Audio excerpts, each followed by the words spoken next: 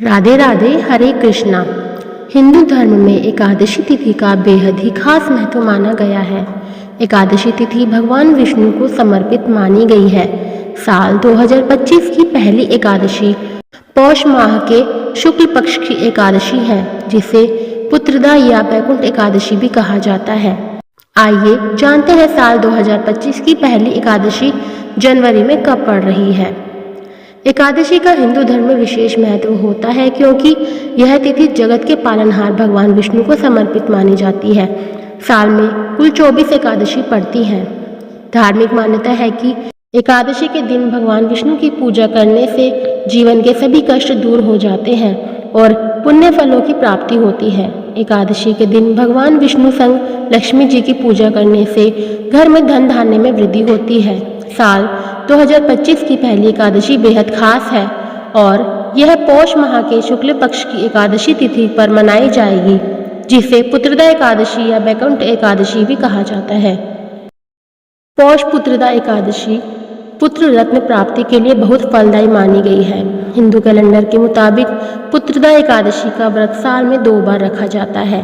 पुत्रदा एकादशी का व्रत रखकर सच्चे मन से श्री हरि की पूजा अर्चना करने से व्यक्ति को संतान सुख की प्राप्ति होती है और संतान को लंबी उम्र का आशीर्वाद प्राप्त होता है।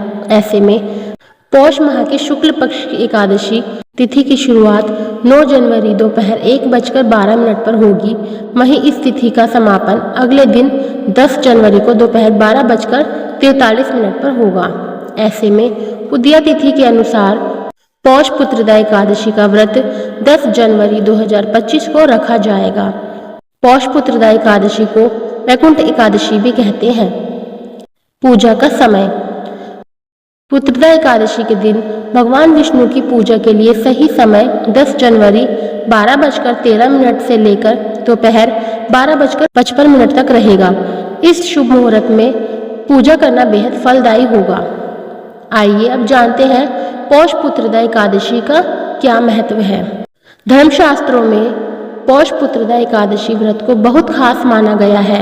यह व्रत शादीशुदा दंपतियों के लिए बेहद ही खास माना जाता है। जिन दंपतियों को पुत्र की कामना होती है, उन लोगों को पौष पुत्रदा एकादशी का व्रत करने से पुत्र की प्राप्ति हो सकती है। साथ ही संतान की तरक्की और लंबी उम्र की कामना के लिए भी यह व्रत बहुत ही लाभकारी सिद्ध होता है। पौष पुत्रदा एकादशी का व्रत करने से व्यक्ति पर हमेशा भगवान विष्णु की कृपा बरसती है और उनकी सारी इच्छाओं की पूर्ति होती है। इसके अलावा बैकुंठ एकादशी व्रत को करने से घर परिवार में सुख समृद्धि आती है और मृत्यु के बाद व्यक्ति को बैकुंठ लोक की प्राप्ति होती है। आइए अब जानते हैं पौष पुत्रदा एकादशी के व्रत की विधि। सुबह जल्दी उठकर भगवान विष्णु के नाम का ध्यान करें। शुद्ध जल से स्नान कर स्वच्छ वस्त्र धारण करें। अपने घर के मंदिर में भगवान विष्णु की मूर्ति स्थापित करें। इसे पीले या लाल कपड़े से ढक दें। कलश स्थापित करें, उस पर लाल कपड़ा बांधें और उसकी पूजा करें। भगवान विष्णु की मूर्ति को स्नान कराएं। भगवान विष्णु को मिठाई और फल अर्पित करें। भगवान विष्णु की धूप दीप से पूजा करें और आरती उतारें। पूरे दिन उपवास का अभ्यास करें। शाम को कथा सुनकर ही फलों का सेवन करें। दूसरे दिन ब्राह्मणों को भोजन कराएं और यथासंभव दान देकर साधना पूर्ण करें। पुत्रदा एकादशी की कथा भगवान कृष्ण ने राजा युधिष्ठिर को सुनाई थी। एक बार सुकेतुमान नामक एक राजा था, जिसने भद्रावती पर शासन किया था। वह एक दयालु और उदार राजा थे, लेकिन आमतौर पर अपने जीवन में उदासीन थे। उसने कोई पाप नहीं किया, उसके खजाने में कोई गलत धन नहीं था और वह हमेशा न्याय और दया में विश्वास करता था। हालांकि यह तथ्य कि उनके निधन के बाद उनके राज्य की देखभाल के लिए उनके पास कोई पुत्र नहीं था, ने उन्हें बहुत ही चिंतित कर दिया। उनका मानना था कि पुत्र के बिना उन्हें इस जीवन या किसी अन्य जीवन में सुख प्राप्त नहीं होगा। उदास होकर एक दिन वह अपने मन को शांत करने के लिए जंगल में चलना शुरू कर देता है और एक सरोवर के किनारे पहुंच जाता है, जहां उसने कुछ संतों को किनारे पर रहते हुए देखा। उन्होंने विनम्रता से उनके साथ अपनी व्यथा साझा की और पूछा कि क्या वे उनकी मदद कर सकते हैं। उसके भाव से प्रसन्न होकर उन्होंने उसे पौष शुक्ल पक्ष की एकादशी का व्रत करने और भगवान विष्णु से पुत्र प्राप्ति की प्रार्थना करने को कहा। राजा ने पूरी भक्ति और विश्वास के साथ ठीक वैसा ही किया जैसा उसे बताया था। कुछ दिनों के बाद रानी को पता चला कि वह गर्भवती थी और 9 महीने बाद उन्हें एक पुत्र की प्राप्ति हुई। राज्य को उनका राजकुमार मिल गया और दंपति को उनका कानूनी उत्तराधिकार मिल गया। और जब से पौष पुत्रदा एकादशी का व्रत किया जाता है, तब से उन दंपतियों द्वारा पालन किया जाता है जो संतान विशेष रूप से पुत्र की कामना करते हैं।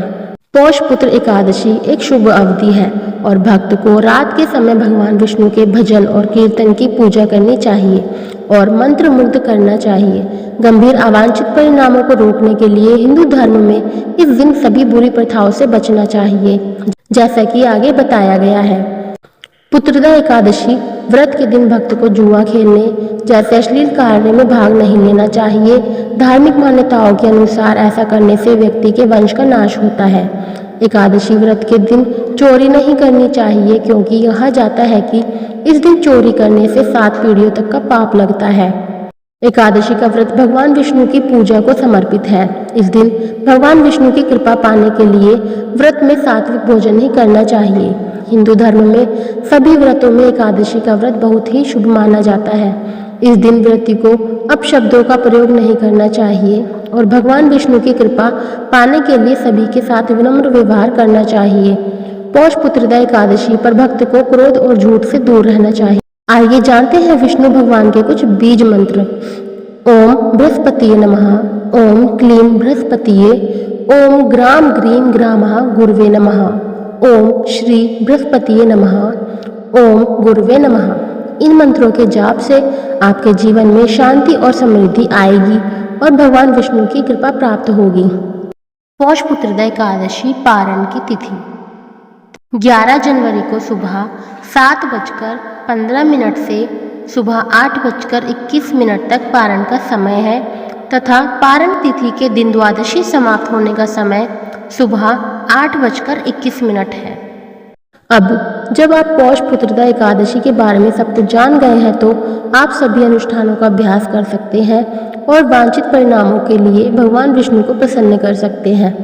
हम आपको शुभकामनाएं देते हैं और आशा करते हैं कि आपकी सभी इच्छाएं पूर्ण हो। राधे राधे। आपको हमारी वीडियो अच्छी लगी तो कृपया लाइक, शेयर एंड कमेंट जरूर कीजिएगा। अगर आप हमारे चैनल पर नए हैं तो चैनल को सब्सक्राइब करना ना भूलें तथा बेल आइकन जरूर दबाएं। सभी को राधे राधे।